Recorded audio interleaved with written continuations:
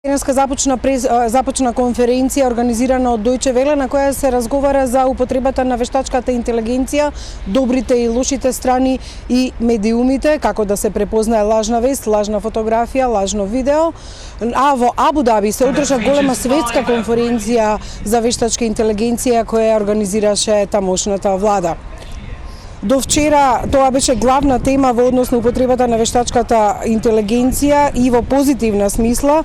Телма присуствуваше на глобалниот медија конгрес во Абу Даби, како да бевме на друга планета. Таму дигиталната технологија не само што е развиена, туку е до таа мера употребена, па Обединетите арапски емирати во 2017 година решиле да создадат Министерство за вештачка интелигенција. За мотивите да се направи ова министерство, разговаравме со ресорниот министер Омар Ал-Олама, па да ја видиме неговата изјава.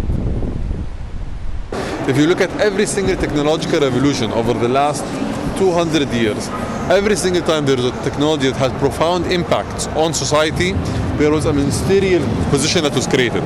So, when we were using wood, fire and coal for our energy, there was not a single minister of energy anywhere on earth. So every single time there is a new technology that comes out, if it has such a big impact, there is a ministerial position that is created. We did not want to wait to follow someone else. We said we will lead the charge, we will try to benefit from this technology, we will regulate against the bad and see what comes out of it. На овој глобален конгрес учествуваа медиуми од сите континенти од целиот свет, а Телма присуствуваше единствена од регионот. И на отварањето на свечената церемонија имавме можност да видиме како можат луѓето да бидат заменети со роботи, а дури и ние, водителите и новинарите. Take over our jobs. What do you have to say about that? Oh, don't you worry, dear MC. We, chatbots like everything else AI, are just here to lend a digital helping hand. Ете, Боби, како што гледаш, и нас навистина многу брзо може да не замена доколку се развие вака технологијата со вакви колеги роботи, но сепак мислам дека и понатаму уште долги години ќе бидеме потребни, затоа што пак овие роботи немаа емоции. Сепак професорот од Лондонскиот универзитет Чарли Бекер смета дека технологијата ќе помогне за развој на човештвото. Меѓутоа, луѓето никогаш нема да можат да бидат заменети. Еве е неговата изјава.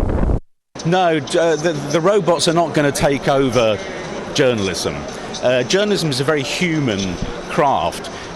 Yes, the technology can be really helpful to help you gather the news, to help you produce the news, and to help you to connect it to people, to personalize it, to automate it. That's all wonderful, but you still need the human factor. You need the human judgment, you need the human feelings, and you need real people who go out in the world and report on real things. The AI cannot do those things. Do you think that we need to change ethical standards in journalism because of using on artificial intelligence, the legal system of using, and how much we will use artificial intelligence in our authoric writing or even movies on documentaries? No, I think the real ethical problems in journalism are human. It's when people lie or when they make mistakes or when they're put under pressure by authoritarian politicians, for example. So those are all human problems we have with journalism ethics.